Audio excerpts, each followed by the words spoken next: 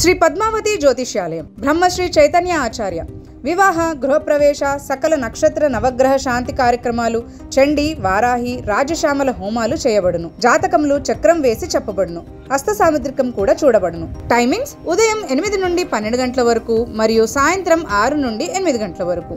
ముందుగా ఫోన్ చేసి గురువుగారి అపాయింట్మెంట్ తీసుకోవలను. మా సెల్ నంబర్ 9493338232. గురుగారు, సనాతన ధర్మంలో ఆదివారం ఒక విశిష్టత ఏంటి? అసలు ఆదివారం చాలామంది ఇప్పుడు ఏంటంటే ఆదివారం ఒక పెద్ద పండుగ అయిపోయింది. ఏది కోళ్ళు మేకలు చేపలు ఇలాగా. ఆదివారం ప్రత్యేకించి హిందువులు అంటే మన భారతదేశంలోని హిందువులు ఎవరైతే ఉన్నారో నీసు మాంసాలు తినకూడదు అంటారు. అసలు మన ఆదివారం ఒక విశిష్టత తెలియజేయండి గురుగారు. ఖచ్చితంగా అండి. అంటే మనకి ఆల్రెడీ మనం చెప్పిన దాన్ని బట్టి నవగ్రహాలు ఉన్నాయి కదండి. అందులో ఆరోగ్యం భాస్కరాదిచ్చేది అని చెప్పడం జరిగింది. అంటే నవగ్రహాల్లో మొట్టమొదటి వాడు సూర్యభగవానుడు. మనకి ఉన్నటువంటి దైవాల్లో ప్రత్యక్ష దైవం సూర్యభగవానుడు. అంటే మనం వేరే వాళ్ళని ఎవరినైనా వేరే వాళ్ళని అడిగితే నీ దైవాన్ని చూపించంటే ఎవరికైనా కష్టతరమే. కానీ మన హిందూ సనాతన సంప్రదాయంలో నీ దైవాన్ని చూపించంటే నిర్మోహమాటంగా మనం సూర్యభగవాన్ని చూపించవచ్చు. ప్రత్యక్ష రూపం కదా. ఎందుకంటే అగ్నిదేవుడు సూర్యభగవానుడు మాత్రమే మనకి ప్రత్యక్షంగా కనబడే దేవతలు. మిగిలిన దేవతలు అందరూ కూడా పరోక్ష రూపాల్లో ఉంటారు తప్ప సూర్యభగవానుడు ప్రత్యక్ష దైవం. కాబట్టి సూర్యభగవానుడు ఆరోగ్యం భాస్కరాదిచ్చేది. అలాగే సూర్యభగవానుడు వంశకారకుడు కూడా. మీకు ఆల్రెడీ చెప్పడం జరిగింది. పితృదేవతలు అంటే తండ్రి నుంచి ప్రధానంగా తండ్రి నుంచి వచ్చే యోగాలు ఏవైనా కూడా కలిసి రావాలంటే, ఒక వంశం అభివృద్ధి చెందాలంటే సూర్యభగవానుడి అనుగ్రహం ఖచ్చితంగా ఉండాలని చెప్పడం జరిగింది కదండి. అదేవిధంగా అందువల్లే మన పూర్వీకులు వారం కాని వారం నువ్వు ఏవైనా తినవయ్యా అని చెప్పారు. ఎందుకు? మన హిందూ సనాతన సంప్రదాయానికి ఏదైనా ఇబ్బంది వచ్చినప్పుడు అందరూ అంటే చావలేని వాళ్ళ ఉండకూడదు కదా. అంటే నువ్వు కత్తి పట్టి యుద్ధం చేయాలంటే ఖచ్చితంగా నువ్వు ఆ మాంసం అనేది స్వీకరిస్తేనే కొంతమందికి ఆ యొక్క ఉత్సాహము శక్తి యుక్తులు అనేవి వస్తాయని ఖచ్చితంగా కొంతమంది ఆ రోజుల్లో స్వీకరించేవారు. కాబట్టి వారంకారి వారము అంటే కొంతమంది బుధవారం అనేవారు, కొంతమంది సోమవారం అనేవారు. ఇది వరకు రోజుల్లో అలా ఉండేది. కాబట్టి తర్వాత ఏమైందంటే ఈ బ్రిటిష్ వాళ్ళు రావడము, లేదంటే వేరే అనేక కారణాల వల్ల ఈ అసలు ఖచ్చితంగా నియమనిష్టలతో ఉండాల్సిన ఆదివారం నాడు ఇది ఒక పెద్ద ఉద్యమంలో మారిపోయింది. అంటే మీకు మిగిలిన రోజుల్లో తిన్నా తినకపోయినా ఆదివారం ఖచ్చితంగా నీచు ముట్టుకోవాలి, నీచు తినాలి అన్నంత దారుణంగా పరిస్థితి తయారైపోయింది. అందులోనూ మన హిందువుల్లోనూ ఈ విధంగా జరుగుతుంది. న్యాయంగా అయితే ఆదివారం నాడు ఖచ్చితంగా మాంసం భక్షణ అనేది చేయకూడదనమాట. ఖచ్చితంగా మాంసం అన్నది నిషేధం ఆదివారం. ఖచ్చితంగా నువ్వు కావాలంటే లేదండి నేను శివుణ్ణి మొక్కుతానండి, శివుణ్ణి మొక్కినా నువ్వు సోమవారం తింటే తప్పులేదు, కానీ శివుణ్ణి మొక్కి నువ్వు ఆదివారం తింటే మహాదోషం అనమాట. ఎందుకంటే ఆదివారం నాడు మాంసభక్షణ అసలు చేయకూడదు ఖచ్చితంగా. ఎందుకంటే సూర్యభగవానుడు ప్రత్యక్షంగా కనబడతారు నీకు, ప్రత్యక్ష దైవం. ఆ రోజు ఆదివారం నాడు ఖచ్చితంగా మాంసభక్షణ చేయకూడదు. ఖచ్చితంగా వారం కాని వారం అంటే సోమవారమో బుధవారమో నీ వీలుని బట్టి పెట్టుకుని వారానికి ఒక రోజు తినమని చెప్పడం జరిగింది. ఎందుకు?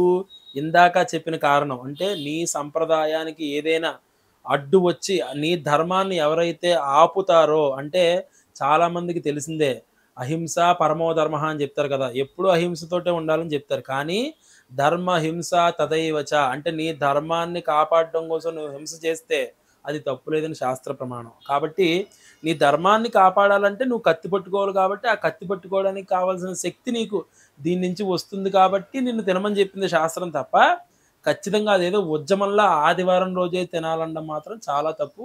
ఖచ్చితంగా ఆదివారం నాడు నియమ నిష్టలతో ఉండాలి. ఆ రోజు సూర్యభగవానునికి పొద్దున్నే లేచి ప్రాతకాలం ఏ కులం వాళ్ళైనా సరే, ఏ మతం వాళ్ళైనా సరే పొద్దున్నే లేచి సూర్యభగవాన్ నమస్కారం చేసుకుని కొన్ని నీళ్లు తీసుకుని సూర్యభగవాన్ నమస్కారం చేసుకుని నాకు ఆరోగ్యం బాగుండాలి అనుకుని నీళ్లు వదిలితే చాలు, ఇంకేం అవసరం లేదు. దాన్ని అర్ఘ్యము అంటారు. అది బ్రాహ్మణులకి ఒక విధంగా చెప్తారు, లేదంటే ఒక్కొక్క వాళ్ళకి ఒక్కో విధంగా ఉంటుంది. కానీ ఎవరైనా సరే ఈ ఆరోగ్యం అంటే ఆరోగ్యం ఎవరికైనా కావాల్సిందే కదా. కాబట్టి ఆరోగ్యం భాస్కరాదిచ్చేది. ఆ సూర్యభగవానికి ఆ నీళ్లు అర్పించి నమస్కారం చేసుకుని కొంతమంది అసలు ఈ విధంగా అంటే ఆదివారం నాడు ఖచ్చితంగా తినాలి మనం నీచు అన్న ఉద్దేశంతో చాలా సమాజం ఉంటుంది. అసలు న్యాయంగా అయితే బ్రిటిష్ కాలంలో ఈ మన మీద అంటే దండయాత్ర చేయడానికి ముందు ఒక 200 సంవత్సరాలు మనల్ని పరిపాలించారు కదా! అంతకు ముందు మన వాళ్ళ యొక్క మేధాశక్తి, మేధా జననము అంటే మన వాళ్ళు చాలా అంటే ఇప్పుడు గుళ్ళు గాని, గోపురాలు గాని, మన యొక్క ఆర్కిటెక్చర్ అని చెప్తారు కదండీ! ఈ కట్టే విధానాలు, ఈ వంతెనల నిర్మాణాలు అవన్నీ మనం అప్పుడే అభివృద్ధి చెందున్నాం. ఆ విధంగా అభివృద్ధిలో భాగంగానే నీటి మీద తేలే గుళ్ళు కట్టడం, ఇటువంటి అన్ని రకాల ఈ నలంద యూనివర్సిటీ అని చెప్తారు కదండీ! అందులో ఉన్నటువంటి ఈ తాళపత్ర గ్రంథాల్లో అటువంటి చాలా ముఖ్యమైనటువంటి ఈ ఇన్ఫర్మేషన్ అని చెప్పొచ్చు ఓ విధంగా. ఇటువంటివన్నీ కూడా గుప్తంగా అంటే దాచిపెట్టి ఉంచడం జరిగింది. అటువంటివన్నీ కూడా ఈ బ్రిటిష్ వాళ్ళు దొంగిలించి అసలు వీళ్ళకి ఇంత నాలెడ్జ్ ఎక్కడి నుంచొచ్చింది? అసలు వీళ్ళు ఏ విధంగా అంటే ఈ ప్రతి విషయాన్ని కూడా కూలంకుషంగా, క్షుణ్ణంగా పరిశీలించి దాని యొక్క పూర్తి అనుభవాన్ని గాని, దాని యొక్క పూర్తి అర్థాన్ని గాని వీళ్ళెలా తెలుసుకోగలుగుతున్నారు అనేది అర్థం చేసుకోవడానికి వెళ్ళి అప్పుడు వాళ్ళు తెలుసుకున్నదేంటంటే వీళ్ళెప్పుడూ కూడా గోభక్షణ చేయరు. అంటే గోమాంసాన్ని ముట్టుకోరు. అదే విధంగా గోవిచ్చే పాలను మాత్రమే తీసుకుంటారు. గోవుని దైవంగా భావిస్తారు. అదే విధంగా ఆదివారం నాడు ఖచ్చితంగా మధుమాంసాలను ఏవి ముట్టుకోరు అన్న ఉద్దేశం వాళ్ళకి తెలిసి, అసలు దీని యొక్క అర్థం ఏమిటని తెలుసుకోవడానికి మూలం ప్రయత్నించి, సరే ముందు అక్కడే ఉంది అసలు ఆయువు పట్టు అన్న విషయం వాళ్ళు తెలుసుకొని, వాళ్ళు మెల్లమెల్లగా ఆదివారాన్ని సెలవు దినంగా ప్రకటించి, వాళ్ళ యొక్క కన్వర్టేషన్స్, ఈ డైవర్షన్స్ కోసం అని చెప్పి ఆదివారం సెలవు కాబట్టి నువ్వు ఇంట్లోనే ఉంటావు కాబట్టి సుఖంగా నీకు నచ్చిన మాంసాన్ని వండుకో అన్న ఉద్దేశంతో దాన్ని ప్రేరేపించి ఈ రోజున చాలామంది పిల్లలకి అనర్గళంగా 2 నిమిషాలు మాట్లాడమంటే కూడా తత్తత్త అయిపోతున్నారు. ఎందుకు? ఆ యొక్క నాలిక తడబడిపోయి ఆ నాలికకి ముందుకు వెళ్ళట్లేదనమాట. అంటే సరస్వతి అనుగ్రహం పడిపోయింది. దానికి మూల కారణం ఏంటి? ఇదివరకు రోజుల్లో ఎప్పుడో కనుమకో, ముక్కనుమకో లేదంటే ఏదైనా పండగొచ్చినప్పుడో, లేదంటే ఇంటికి ఎవరైనా చుట్టాలొచ్చినప్పుడో అలాంటి ఉద్దేశంలో ఏదో ఇది కొత్త అల్లుడు గారి కోసం అని చెప్పో, లేదంటే పాత అల్లుడు గారికో సరదాగా తెచ్చుకునేవారు ఈ మాంసాన్ని. వండుకొని తినేవారు. అది కూడా ఆదివారం నాడు కాదు. మిగిలిన రోజుల్లో అనమాట. ఏ సోమవారమో, బుధవారమో పెట్టుకునేవారు గురువారమో. అయితే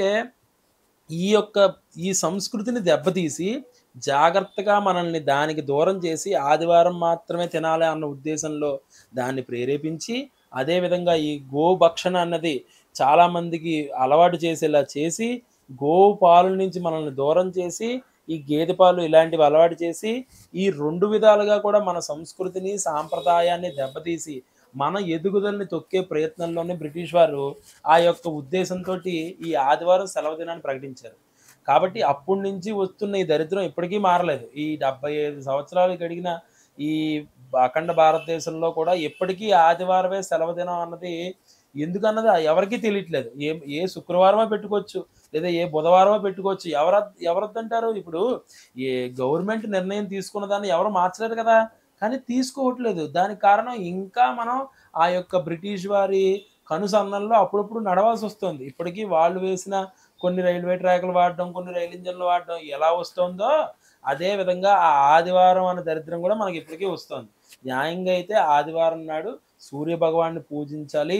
మన ప్రత్యక్ష దైవం హిందూ సనాతన సంప్రదాయాన్ని పాటించే వచ్చే తరాలకి, వచ్చే జనరేషన్స్‌కైనా అర్థమయ్యేలాగా ఆదివారం విశిష్టతని ముందు మనం మన పిల్లలకి చెప్పి, ఆదివారం నాడు తినకూడదమ్మా, మిగిలిన ఏ రోజైనా సరే మనం తిందాము అన్న ఉద్దేశంతో ఆ విధంగా మనం వాళ్ళకి చెప్పగలిగితే తప్ప, అప్పుడు కానీ ఈ రెవల్యూషన్ అనేది స్టార్ట్ అయ్యి ఆదివారం తప్ప మిగిలిన ఏ రోజైనా మనం తినొచ్చు అన్న ఉద్దేశంలో వాళ్ళకొస్తే, అప్పుడు ఈ విధమైనటువంటి ఆదివారం ప్రాముఖ్యత పెరిగి సూర్యభగవానుడి అనుగ్రహం అందరి మీద ఉండి అందరూ కూడా సత్సంతాన సౌభాగ్య సకల ఫలాప్తి చెందుతారనమాట.